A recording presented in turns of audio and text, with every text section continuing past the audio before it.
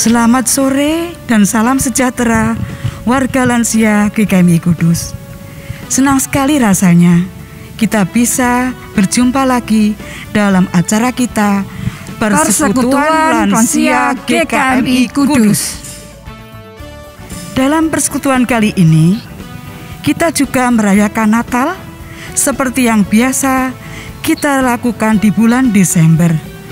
Tujuannya untuk memperingati kelahiran Tuhan kita Yesus Kristus sebagai tanda kasih karunia Allah bagi kita manusia berdosa. Mari kita mengawalinya dengan berdoa. Kami mohon Pendeta Muda Yohana Lender untuk menyampaikan doa pembuka. Jemaat, marilah kita berdoa. Bapa kami yang di surga, kami bersyukur atas kesempatan kami dapat bersekutu dan merayakan Natal bersama. Kami rindu memuji dan memuliakan nama-Mu, serta mendengarkan dan diperbaharui oleh firman-Mu. Karuniakanlah kepada kami pengenalan yang lebih dalam akan diri-Mu melalui peristiwa Natal. Sang Firman menjadi manusia, sehingga damai sejahtera-Mu tinggal di hati kami. Di dalam nama Tuhan Yesus Kristus kami berdoa. Amin. Mari kita bersukacita, kita rayakan kelahiran Tuhan kita dengan menaikkan pujian Selamat, selamat datang.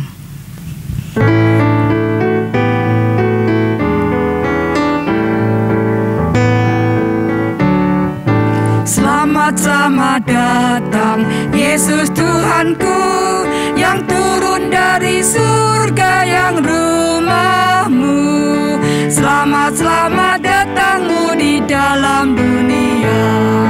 Tuhan jadi sama dengan manusia.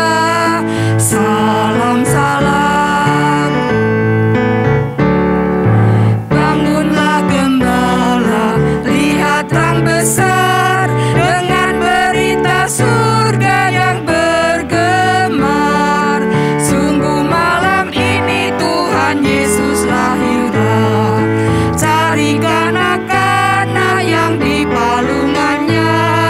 Salam orang Majus datang turut bintangnya, hendak mencari Tuhan dan menyembah. Emas dan kemenyan dan mur dipersembahkannya, akan hormat Raja dan Juru Selamatnya. Salam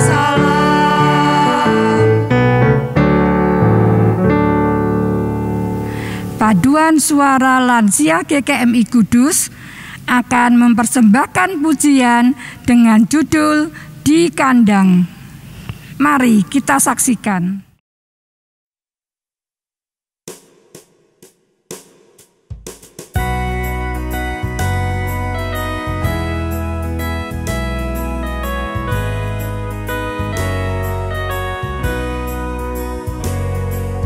Di kandang yang amat hina Kristus lahirlah.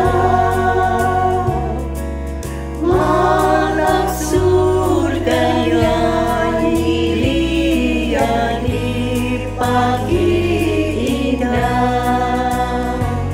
Noel, Noel, Noel, Noel, nyaring tergema-gema. Noel, Noel, Noel, Noel, puji baginya.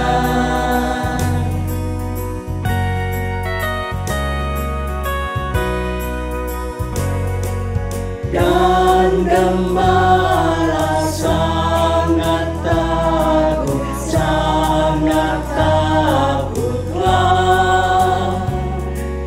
Tapi karena watak malah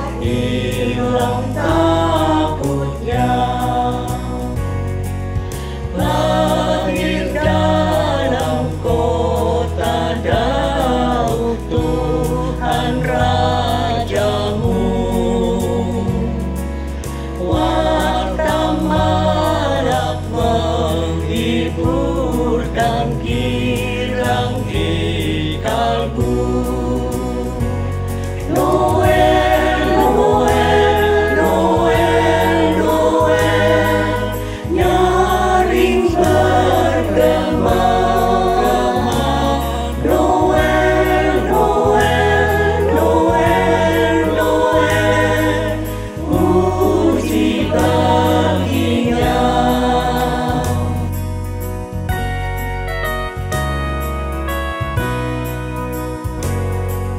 Mari kita perkembangan datang padanya, agar kita jadi saksi-saksi di dunia. Noel, Noel, Noel, Noel, nyaring bergema. Noel, Noel, Noel, Noel, puji-puji baginya, puji baginya.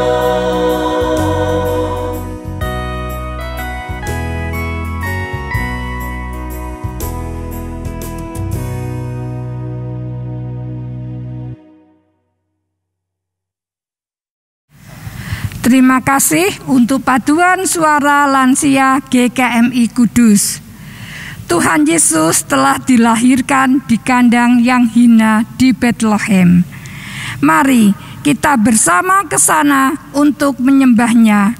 Hai, mari berhimpun.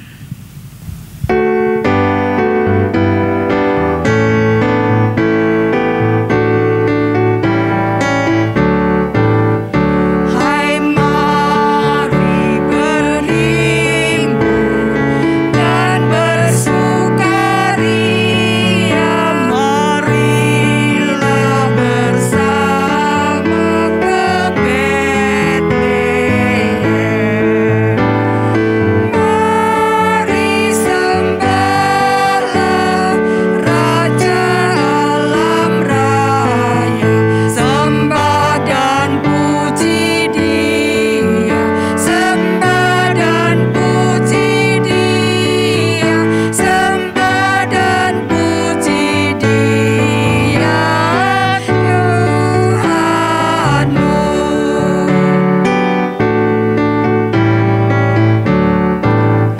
Ya Yesus yang lahir pada hari ini, ku sujud dan beri hormat bagimu.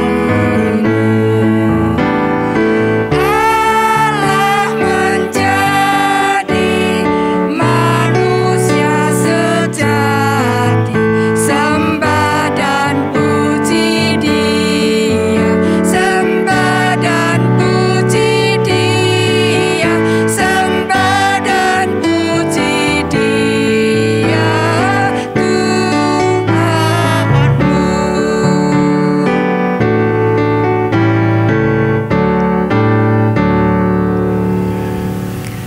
Tuhan Yesus telah datang di dunia. Dialah terang dan sumber kehidupan sejati bagi umat manusia. Kita akan menyalakan lilin Natal sebagai lambang kehadiran Sang Terang yang mengusir kegelapan. Kami minta beberapa saudara untuk menyalakan lilin Natal. Yang pertama, Pendeta Muda Yohana Leander sebagai Ketua Komisi Lansia GKMI Kudus. Yang kedua, Pendeta Erik Sudarma sebagai Pembina. Yang ketiga, Penatua Hengki Yohanes mewakili Departemen Pembinaan Warga Gereja.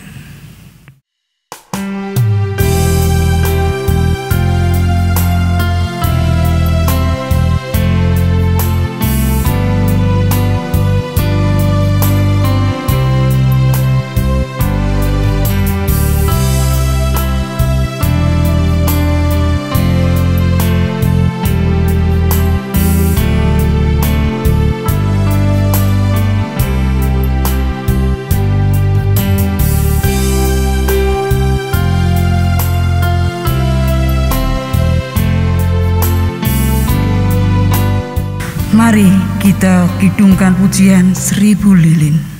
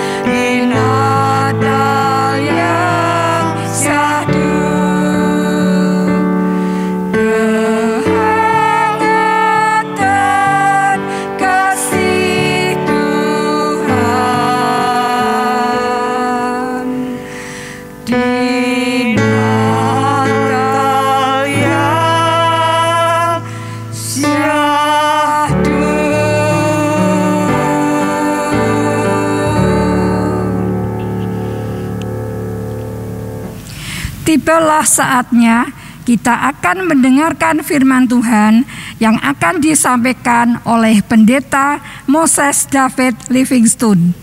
Mari kita siapkan hati kita dengan menaikkan pujian Firman Jadi Manusia.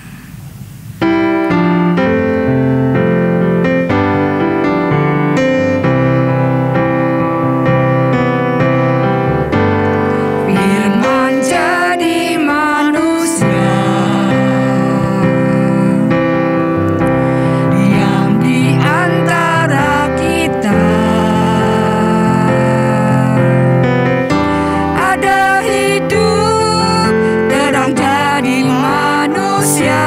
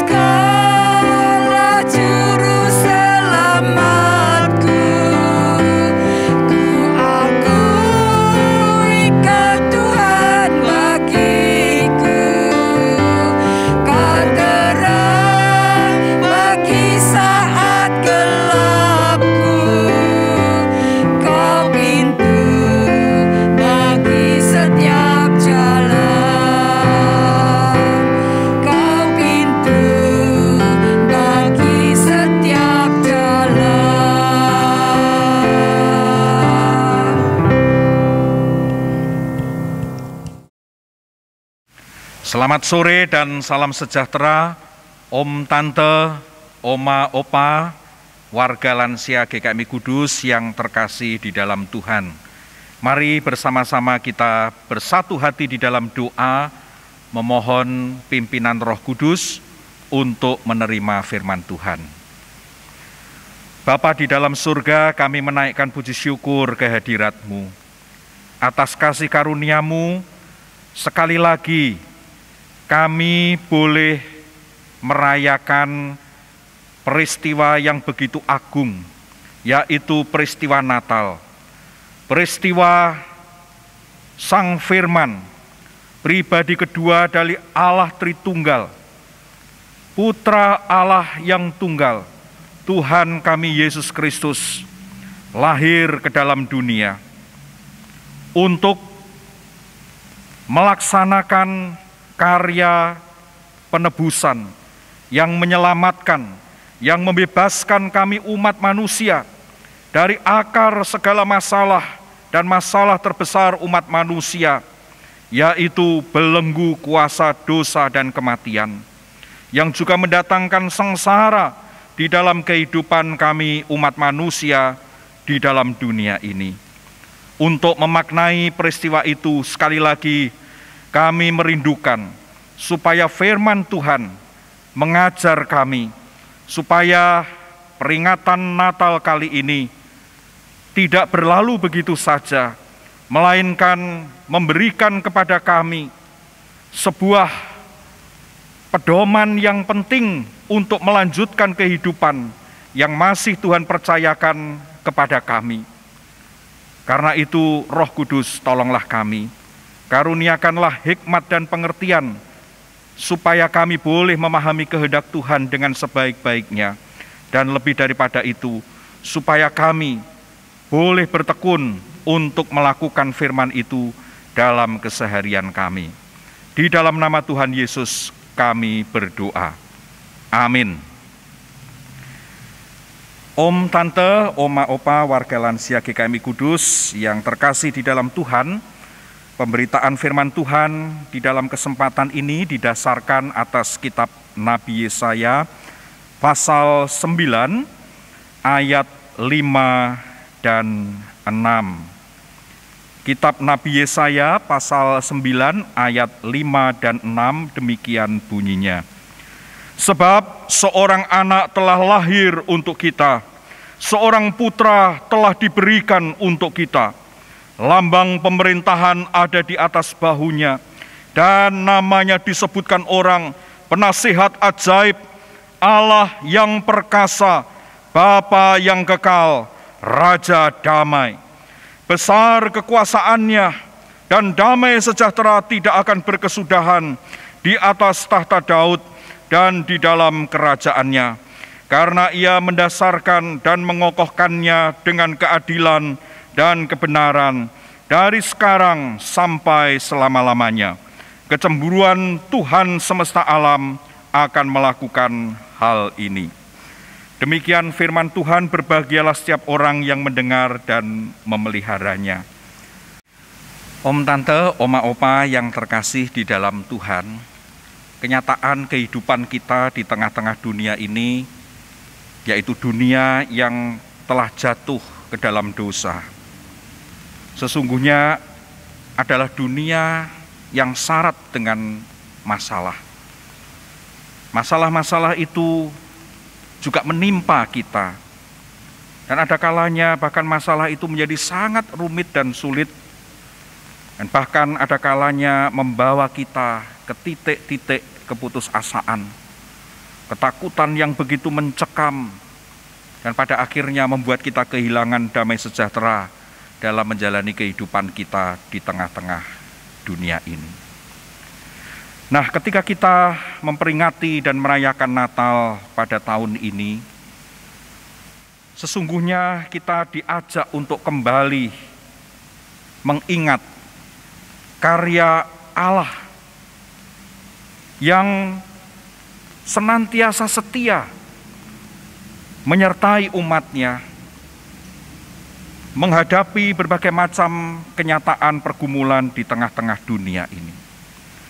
Bagian firman Tuhan yang tadi kita telah baca, yaitu Yesaya pasal 9 ayat 5 dan 6, sesungguhnya adalah bagian yang ketika disampaikan oleh Nabi Yesaya juga ditujukan kepada umat Tuhan yang sedang berada di tengah masalah yang begitu berat. Kalau kita membaca dari pasal 7, kita akan mendapatkan gambaran yang jelas mengenai masalah apa yang sedang dihadapi oleh umat Tuhan pada saat itu. Alkisah Raja Ahaz yang sedang menjadi raja atas Yehuda pada masa itu. Awalnya mereka diajak oleh dua orang raja, yaitu Raja Israel dan Raja Aram. Untuk apa? Untuk bersama-sama menghadapi kekuatan Asyur yang sedang berekspansi ke wilayah barat. Nah, tetapi pada masa itu Ahaz menolak, sehingga kemudian justru Ahaz dan kerajaan Yehuda ini ditekan dan diancam oleh kedua raja negara tetangganya, yaitu Rezin Raja Aram dan Pekah bin Remalia Raja Israel. Dikatakan di dalam pasal 7 ayat 1, mereka itu maju ke Yerusalem untuk berperang melawan kota itu. Nah, di dalam keadaan yang seperti itu, Ahaz dan rakyatnya menjadi gemetar ketakutan. Di dalam ayat yang kedua dikatakan, lalu diberitahukanlah kepada keluarga Daud, Aram telah berkemah di wilayah Efraim. Maka hati Ahaz dan hati rakyatnya gemetar ketakutan, seperti pohon-pohon hutan bergoyang. Pohon-pohon hutan bergoyang ditiup angin. Kita melihat ancaman yang datang itu secara wajar tentu mendatangkan kegentaran, ketakutan. Nah, ketika umat Tuhan menghadapi kenyataan yang seperti itu, apakah kemudian Tuhan membiarkan? Tidak. Tuhan berfirman melalui Nabi Yesaya. Kita melihat di dalam pasal 7 dan berikutnya, khususnya ayat yang keempat dikatakan demikian, teguhkanlah hatimu dan tinggallah tenang, janganlah takut dan janganlah hatimu kecut, karena kedua puntung kayu api yang berasap ini, yaitu kepanasan amarah Rezin dengan Aram dan anak Remalia. Tuhan tidak tinggal diam. Tuhan peduli kepada masalah umatnya. Akan tetapi kalau kita memperhatikan om, tante, dan oma, opa yang dikasih oleh Tuhan, misalnya kita membaca di dalam kitab 2 Tawarikh pasal 28 ayat yang ke-16. Alih-alih mau berharap kepada Tuhan, Ahaz menolak. Ahaz tidak percaya kepada pertolongan Tuhan. Sebaliknya dikatakan demikian di dalam 2 Tawarikh 28 ayat 16. Pada waktu itu Raja Ahaz menyuruh utusan kepada Raja negeri Asyur untuk memohon bantuan. Jadi kita melihat di sini, sebenarnya Tuhan tidak tinggal diam melihat umatnya sedang berhadapan dengan masalah yang berat di dalam kehidupannya. Tuhan siap untuk membela umatnya. Dan oleh karena itu Tuhan memberikan firman-Nya yang mau meneguhkan umat itu untuk menghadapi ancaman dan masalah yang sedang datang. Sayang, sebagaimana yang diungkapkan oleh Nabi Yesaya di dalam pasal 7 ayat yang ke-9 bagian B. Jika kamu tidak percaya, sungguh kamu tidak teguh jaya. Mereka tidak percaya kepada Tuhan dan memilih jalannya sendiri dengan meminta bantuan Asyur. Ketika hal itu terjadi, sesungguhnya Tuhan masih bermurah hati. Tuhan masih ingin menuntun umatnya supaya selamat. Karena itu Tuhan meminta Nabi Yesaya untuk berfirman lagi kepada Ahaz, mintalah suatu pertanda dari Tuhan Allahmu, biarlah itu sesuatu dari dunia orang mati yang paling bawah atau sesuatu dari tempat tertinggi yang di atas. Tetapi Ahaz menolak firman itu. Seolah-olah perkataannya itu merendahkan diri, tidak mau merepotkan Tuhan. Di dalam pasal 7 ayat 12, aku tidak mau meminta, aku tidak mau mencobai Tuhan. Tapi sesungguhnya ini adalah tanda penolakan Ahaz terhadap firman Tuhan. Ahaz tidak mau percaya kepada Tuhan. Nah, oleh karena itu Nabi Yesaya yang menyampaikan firman Tuhan justru menegaskan sebuah berita penghukuman. Di dalam ayat 17, pasal 7 ayat 17 dikatakan demikian. Tuhan akan mendatangkan atasmu dan atas rakyatmu dan atas kaum keluargamu hari-hari seperti yang belum pernah datang sejak Efraim menjauhkan diri dari Yehuda, yakni Raja Asyur. Kalau kita melihat di sini, Tuhan sebenarnya tidak tinggal diam. Umatnya sedang menderita, sedang tertekan dengan masalah yang sangat berat. Tetapi kalau umat itu tidak mau menaruh percaya kepada Tuhan, tidak mau berharap kepada Tuhan, tidak mempercayai firman-Nya, lihatlah apa yang terjadi. Justru berita penghukuman itu dinyatakan. Walaupun sebelumnya jelas Tuhan telah menegaskan bahwa sesungguhnya kedua kerajaan yang mengancam Ahaz dan Yehuda dibinasakan oleh Tuhan. Dikatakan di dalam ayat yang ke-16, maka negeri yang kedua rajanya engkau takuti akan ditinggalkan kosong. Tetapi oleh karena Ahaz menolak firman Tuhan, menolak untuk percaya kepada Tuhan, dan menolak untuk menaruh pengharapannya kepada Tuhan, justru dia sendiri yang sebelumnya minta perlindungan kepada Raja Asyur, malahan Tuhan berkata bahwa dia akan dibinasakan oleh Raja Asyur. Tuhan sesungguhnya senantiasa terbuka untuk menolong umatnya, mengulurkan tangan kepada umatnya. Namun tentu saja ini seiring dengan kesediaan umat untuk menaruh percaya penuh kepada Tuhan, berharap penuh kepada Tuhan, dan taat akan petunjuk dari firman Tuhan. Sayangnya Ahaz ternyata makin lama makin parah, sehingga sampai kalau kita membaca di dalam pasal yang ke-8, di dalam ayat yang ke-19, ya.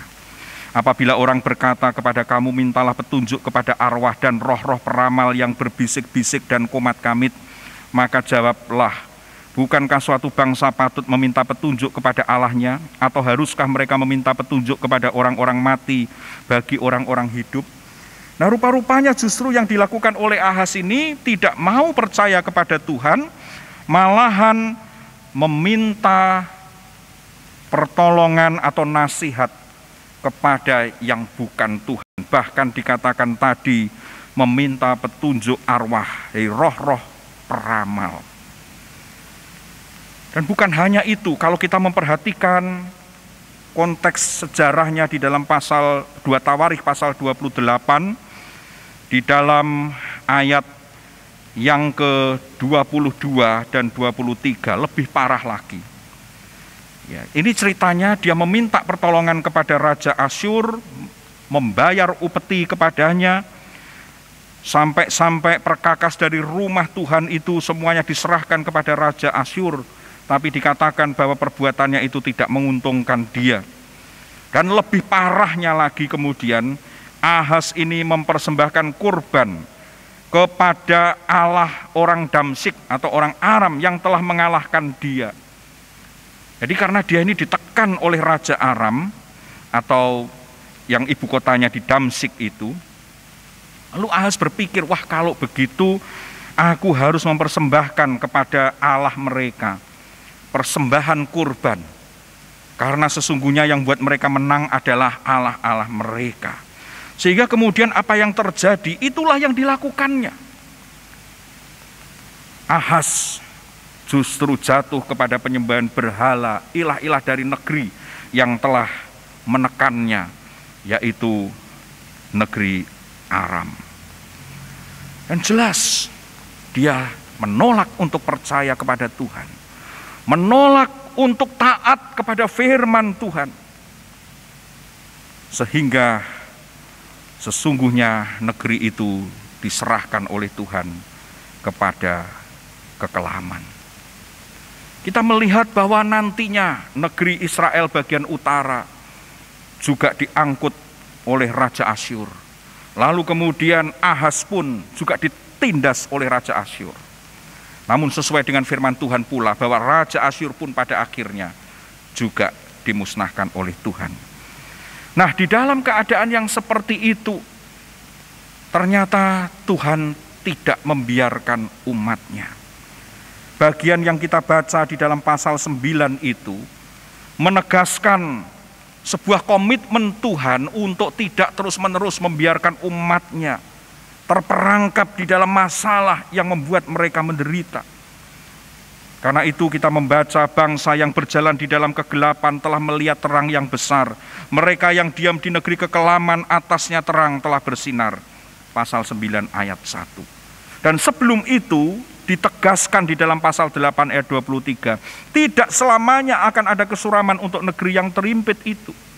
Kalau dahulu Tuhan merendahkan tanah Sebulon dan tanah Naftali, maka di kemudian hari Ia akan memuliakan jalan ke laut, daerah seberang sungai Yordan, wilayah bangsa-bangsa lain.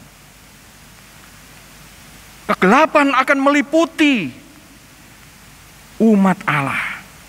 Tetapi Allah tidak membiarkannya terus-menerus demikian.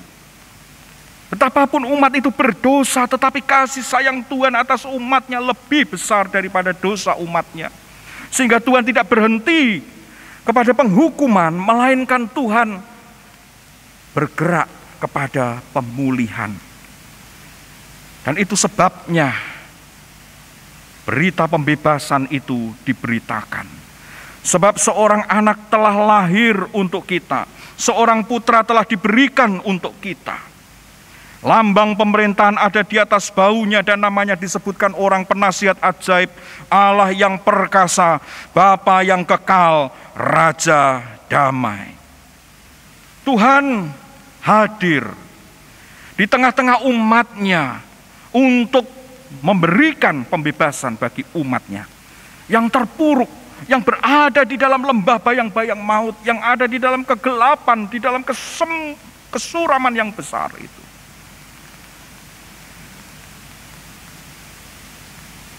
Di sini dikatakan seorang anak telah lahir untuk kita, seorang putra telah diberikan untuk kita. Siapa sesungguhnya anak yang dikatakan telah lahir ini?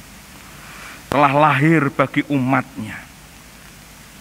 Om, tante, oma, opa yang terkasih di dalam Tuhan, kalau kita memperhatikan di dalam konteks sejarah pada waktu firman itu diberitakan, maka sesungguhnya anak yang telah lahir ini tidak secara spesifik berbicara tentang sosok manusia pada masa itu. Memang betul ada yang menafsirkan sebagai Raja Hizkia. Tetapi apabila kita meneliti, ternyata Raja Hizkia pun sesungguhnya punya kegagalan-kegagalan dan kesalahan-kesalahan sama seperti Raja Ahaz. Ketika berada di dalam tekanan oleh karena Raja Asyur itu, suatu saat Hizkia memberontak kepada Raja Asyur. Tetapi akibat pemberontakannya itu justru sebagian negerinya dicaplok oleh Raja Asyur. Dan di dalam keadaan yang seperti itu, apa yang dilakukan oleh Hizkia? Hizkia kemudian meminta ampun kepada Raja Asyur dengan membayar upeti. Padahal sebelumnya sudah diperingatkan oleh Nabi Yesaya. Tetapi dia memilih dengan caranya sendiri, bersekutu dengan negeri Mesir, dengan negeri Ethiopia, dengan negeri Filistia. Berusaha untuk memberontak terhadap Raja Asyur. Dan pada akhirnya sebagian dari negerinya itu dicaplok Walaupun Yerusalem sendiri tetap dilindungi oleh Tuhan. Nah, maka sesungguhnya ketika Nabi berseru kepada umat yang sedang terpuruk itu, seorang anak telah lahir untuk kita, seorang putra telah diberikan untuk kita. Dengan nama penasihat ajaib, Allah yang perkasa, Bapa yang kekal, Raja damai. Tidak lain sesungguhnya ini adalah kehadiran Tuhan sendiri di tengah-tengah umatnya. Tuhan sesungguhnya tidak pernah meninggalkan umatnya. Tuhan selalu hadir di tengah-tengah umatnya. Betul, ada kalanya Tuhan menyembunyikan diri seperti seorang anak yang tidak punya kekuatan apa-apa, yang tidak dianggap. Tetapi perhatikan bahwa kehadirannya itu nyata. Dan gelar yang ada padanya sebagai penasihat yang ajaib, Allah yang perkasa, Bapa yang kekal, Raja damai. Itulah yang akan memulihkan keadaan umatnya. Tuhan betapapun dilukiskan seperti seorang anak yang diberikan. Seorang anak yang di dalam pemikiran manusia nampak lemah tak berdaya. Tetapi tidak mengurangi gelar yang ada padanya sebagai penasihat yang ajaib, Allah yang perkasa, Bapa yang kekal, dan Raja damai. Kerentanan atau kerapuhan seorang anak yang dinyatakan di sini dibandingkan dengan kecongkaan, kekuatan raja-raja yang ada pada masa itu, seolah-olah tidak ada apa-apanya. Seolah-olah Tuhan itu lemah, tidak bisa berbuat apa-apa, tidak bisa menolong umatnya. Tetapi Nabi Yesaya menegaskan, Dia adalah penasihat yang ajaib, Allah yang perkasa, Bapa yang kekal, Raja damai, dan besar kekuasaannya. Damai sejahtera tidak akan berkesudahan di atas tahta Daud dan di dalam kerajaannya. Sabda ini berbicara tentang Tuhan yang senantiasa hadir di tengah umatnya, Sang Immanuel itu. Tuhan tidak pernah sekali-sekali meninggalkan umatnya. Walaupun mungkin seolah-olah dia nampak tidak berdaya ibarat seorang anak yang hadir. Tetapi dia adalah penasihat yang ajaib. Keputusan Tuhan itu ajaib adanya kalau kita memperhatikan di dalam Yesaya pasal 28 ayat 29 bagian yang terakhir dikatakan, ini pun datangnya dari Tuhan semesta alam, Ia ajaib dalam keputusan dan agung dalam kebijaksanaan. Kalau Dia adalah penasihat yang ajaib, maka tidak ada masalah serumit apapun yang tidak dapat diselesaikannya. Dan Dia menyatakan dirinya dengan gelar Allah yang perkasa. Betapapun Dia tidak kelihatan, tetapi Tuhan tidak pernah berkurang keperkasaannya, kepahlawanannya, kekuatannya. Dan Dia juga menyatakan dirinya sebagai Bapa yang kekal. Tuhan itu memandang umatnya sebagai Bapa dengan anak-anak. Tuhan menempatkan diri sebagai Bapa dan memandang umatnya itu sebagai anak-anaknya. Hal itu ditegaskan di dalam kitab Yesaya pasal 1 ayat yang kedua. Dengarlah hai langit dan perhatikanlah hai bumi, sebab Tuhan berfirman, Aku membesarkan anak-anak dan mengasuhnya, tetapi mereka memberontak terhadap Aku.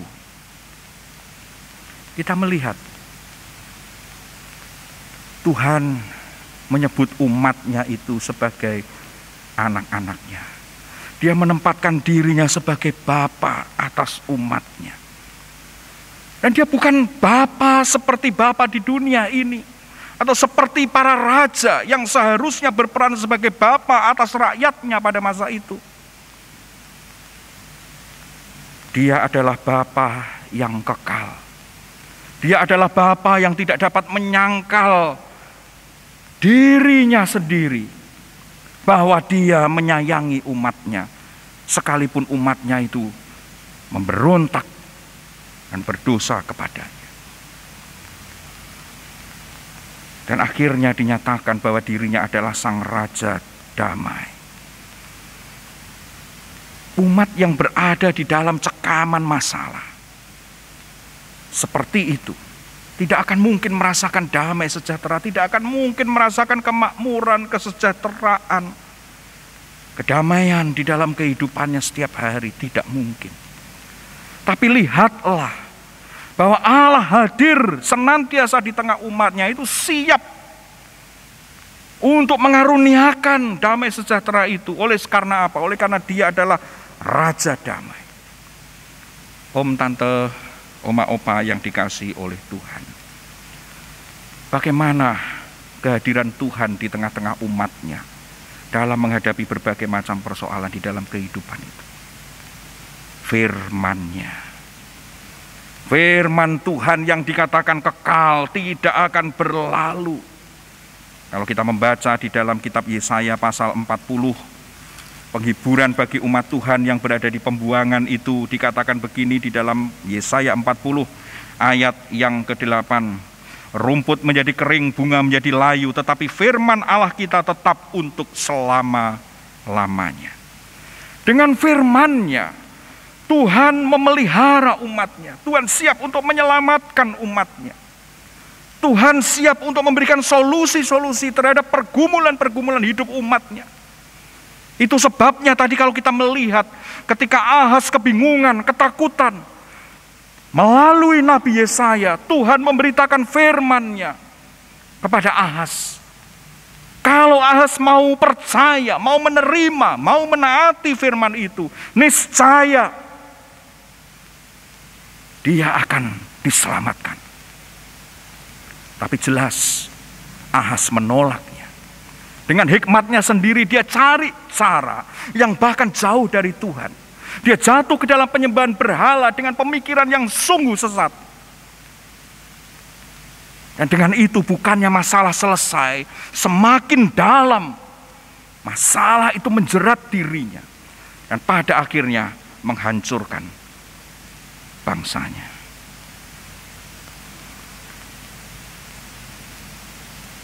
Sang firman itu sesungguhnya adalah wujud dari kehadiran Allah yang terus-menerus di tengah-tengah umatnya. Di dalam peristiwa Natal, kita melihat nubuat dari Nabi Yesaya tentang Tuhan yang hadir di tengah-tengah umatnya itu. Hadir sebagai pribadi. Firman itu menjadi daging. Firman itu menjadi manusia dan tinggal di antara kita. Di dalam diri Tuhan kita Yesus Kristus. Dan Dia kemudian menggenapi nubuat yang disampaikan oleh Nabi Yesaya ini. Tuhan Yesus Kristus yang lahir pada hari yang kemudian kita kenal dan kita rayakan sebagai hari Natal itu.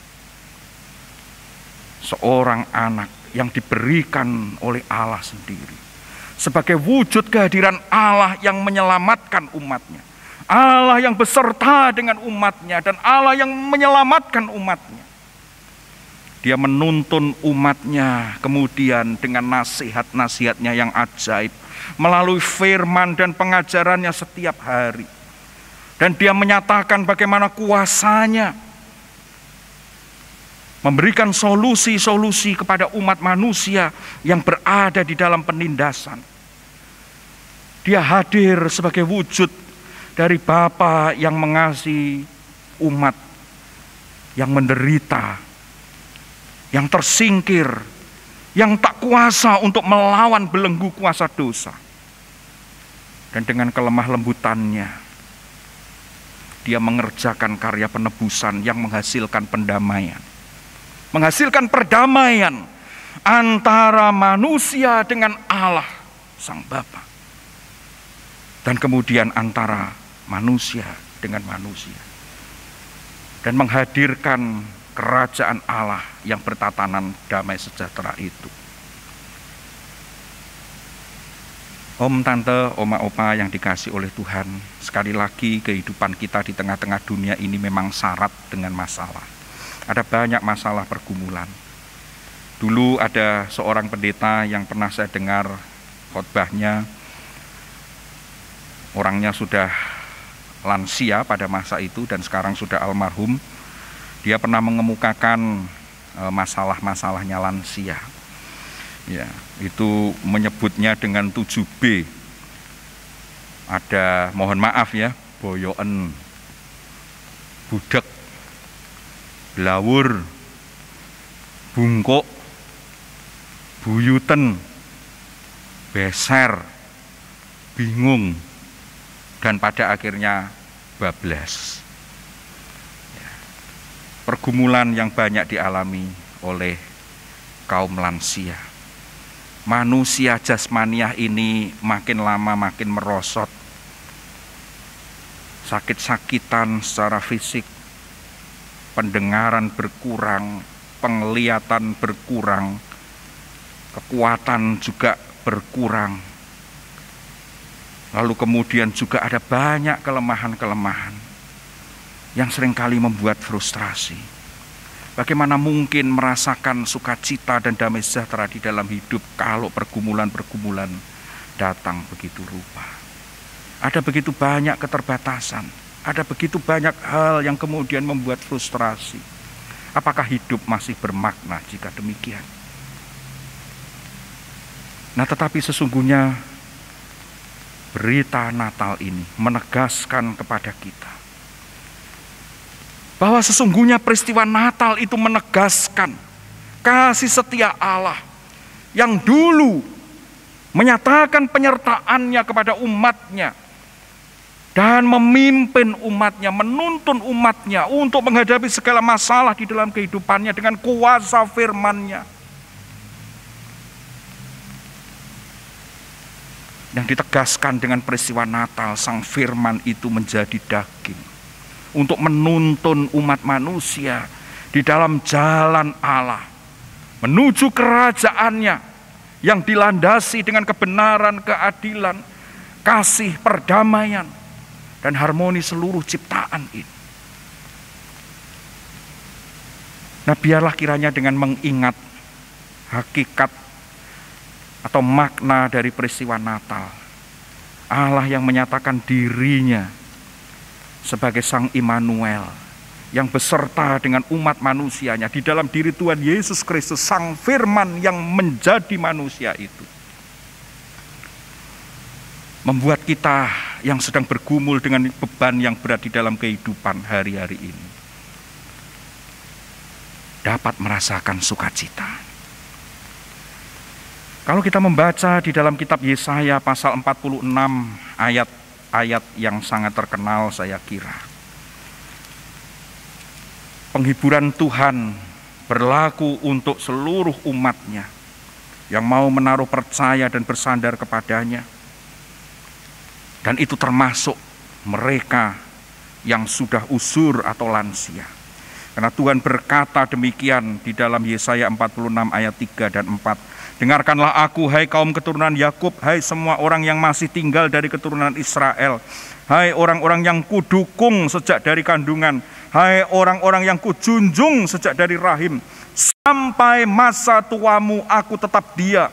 Dan sampai masa putih rambutmu aku menggendong kamu. Aku telah melakukannya dan mau menanggung kamu terus. Aku mau memikul kamu dan menyelamatkan kamu. Lihatlah bahwa Tuhan memandang berharga umatnya sedemikian rupa. Dari dalam kandungan, tumbuh kembang sebagai seorang anak remaja, pemuda, dewasa.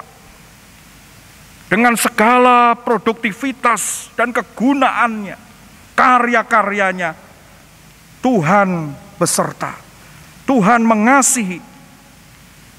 Tetapi bukan hanya itu. Kita melihat sampai masa tuamu aku tetap dia. Dan sampai masa putih rambutmu aku menggendong kamu. Aku telah melakukannya dan mau menanggung kamu terus. Aku mau memikul kamu dan menyelamatkan kamu. Om, tante, oma, opa yang telah berusia lanjut, yang telah memutih rambut, ingatlah bahwa Tuhan mengasihimu. Tuhan itu setia dan tidak pernah meninggalkanmu. Dia siap untuk menopangmu dengan nasihat-nasihatnya yang ajaib. Dengan kekuasaannya yang begitu dahsyat, karena dia adalah Allah yang perkasa. Dia tidak akan meninggalkanmu begitu saja, karena dia adalah Bapa yang kekal bagimu. Dan dia tidak akan membiarkanmu terpuruk di dalam kehancuran. Oleh karena dia Sang Raja damai.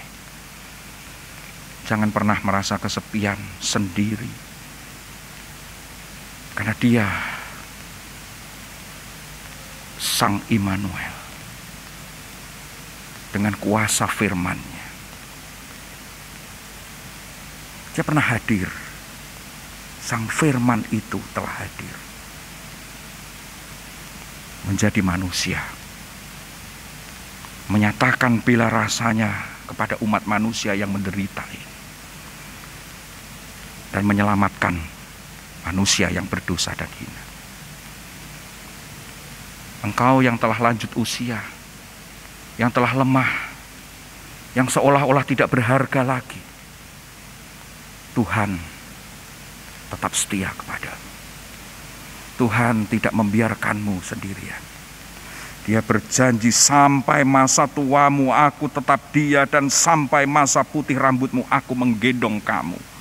Aku telah melakukannya dan mau menanggung kamu terus. Aku mau memikul kamu dan menyelamatkan kamu. Selamat Natal, tetap semangat, tetap sukacita, tetap percaya, tetap berpengharapan di dalam Dia. Damai sejahtera dari Tuhan kita beserta dengan om, tante, oma, opa sekalian. Terpujilah nama Tuhan. Amin. Mari sekali lagi kita berdoa. Bapa, terima kasih karena Engkau begitu mengasihi kami umat manusia yang begitu lemah, terbatas, banyak dosa. Dan ketika kami terjerat di dalam masalah-masalah di dalam kehidupan kami di tengah-tengah dunia ini, sesungguhnya Engkau selalu hadir bersama-sama dengan kami. Karena Engkau menyatakan dirimu sebagai Sang Immanuel. Di dalam penampakan yang seolah-olah rapuh tak berdaya, Engkau tetap hadir sebagai penasihat yang ajaib.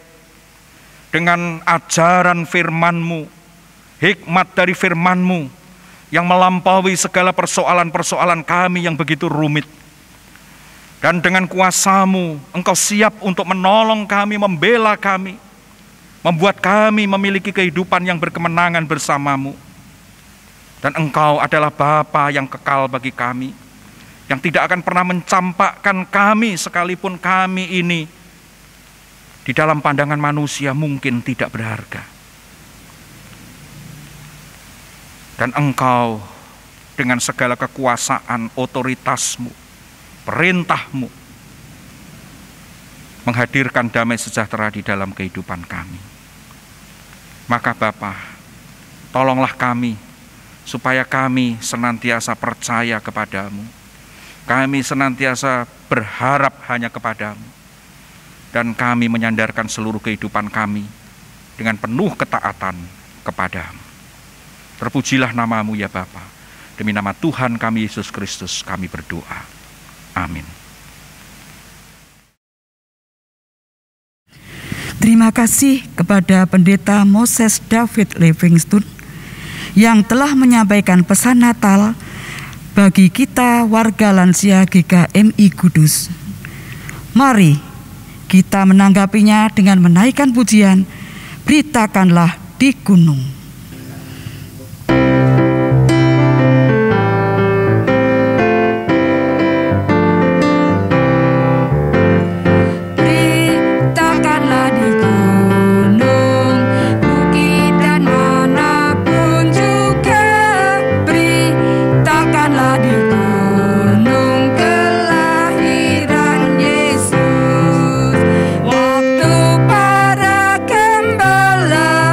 Menjadi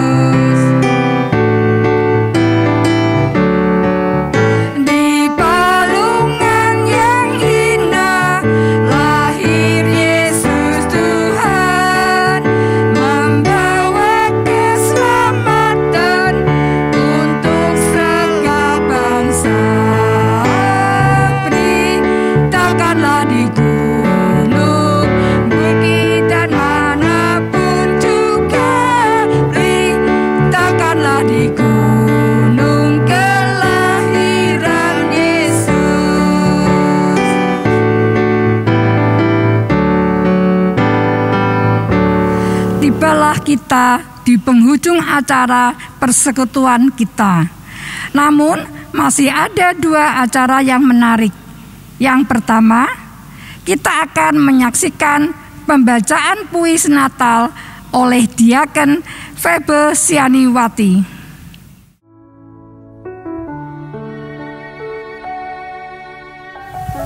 Seorang putra telah lahir untuk kita. Karya Sri Edi Hernani. Langkah ini akhirnya sampai di ujung waktu tahun 2021. Terseok-seok kaki ini melangkah menyusuri perjalanan yang semakin berat. Hantaman peristiwa menghadap di setiap lembaran waktu dan menimpa setiap insan yang ada di dunia. Menggetarkan jiwa, mengoyakkan raga, menciutkan iman di hati kita, dan akhirnya menyadarkan setiap kita betapa kecilnya manusia di hadapan Bapa. Betapa tak berharganya kuasa manusia menghadapi situasi yang melanda dunia. Segala cara telah diupayakan agar pandemik ini segera sirna. Namun sampai hari ini kita harus tetap waspada agar nyawa tidak terhempas karenanya. Kerlip Natal pun di sudut ruang rumah kita mengingatkan kepada kita pada sebuah kandang hina. Di sana telah lahir seorang bayi mungil yang dibalut dengan selembar kain lampin pada sebuah palungan yang dekil. Dialah yang awal dan yang akhir. Dia yang punya kuasa di surga dan di bumi. Dia yang empunya segala-galanya. Dia rela menjelma menjadi manusia. Namun tidak ada tempat yang layak baginya untuk dapat menerima kehadirannya. Saat datang ke dalam dunia fana, semua dilakukannya untuk sebuah cinta yang diberikan kepada manusia yang dikasihinya dan yang mau untuk menerimanya, agar semua tidak binasa akibat dosa yang dilakukannya. Hanya sebuah kata yang dipersembahkan untuk kita. Aku lahir bagimu, aku datang untukmu. Maukah kau menerimaku agar engkau hidup kekal bersamaku? Selamat Natal, Immanuel, Tuhan beserta kita. Selanjutnya, pengurus Komisi Lansia GKMI Kudus juga ingin mengucapkan selamat Natal kepada semua warga lansia GKMI Kudus. Mereka akan menyampaikan melalui pujian Selamat Hari Natal dan Tahun Baru. Kami ajak semua warga lansia GKMI Kudus untuk ikut menyanyikannya.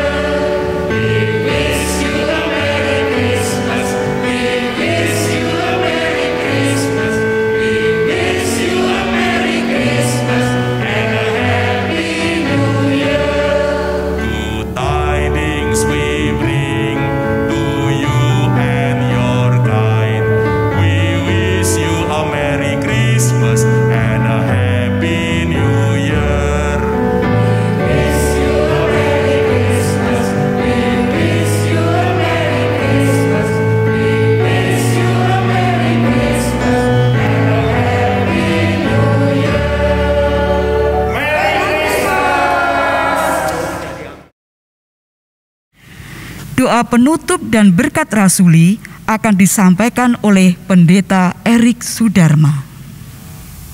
Warga lansia GKMI Kudus, mari kita akhiri persekutuan dan perayaan Natal lansia GKMI Kudus tahun 2021 ini di dalam doa. Mari kita berdoa. Bapa di surga, kami bersyukur atas persekutuan dan perayaan Natal lansia GKMI Kudus tahun 2021 yang telah kami ikuti dan nikmati bersama. Kiranya cinta Yesus, Sang Firman yang telah menjadi manusia itu, senantiasa memenuhi hati kami, warga lansia GKMI Kudus, sehingga sampai akhir hayat kami dapat mengikuti ajaran dan teladan Tuhan. Dan kiranya cinta dan teladan Kristus yang sempurna itu boleh terus-menerus terpancar melalui kehidupan kami, warga lansia GKMI Kudus. Akhirnya ya Bapa, kami arahkan hati kami kepadamu untuk menerima berkat-Mu atas kami.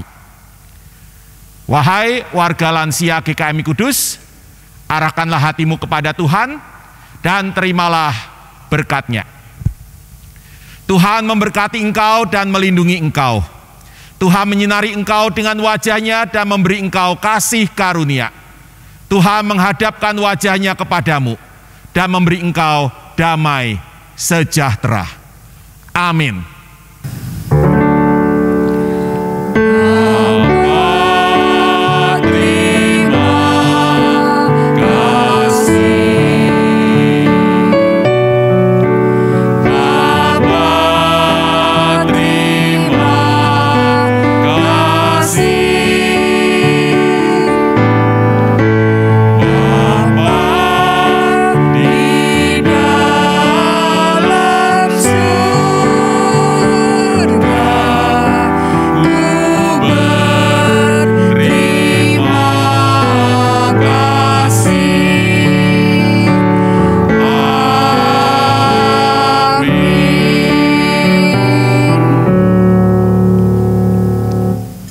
Demikianlah persekutuan dan perayaan Natal kita, warga lansia GKMI Kudus. Kita akan berjumpa lagi dalam acara persekutuan lansia selanjutnya pada bulan Maret 2022. Selamat Natal 2021. Dan selamat tahun baru 2022, Tuhan beserta kita umat-Nya.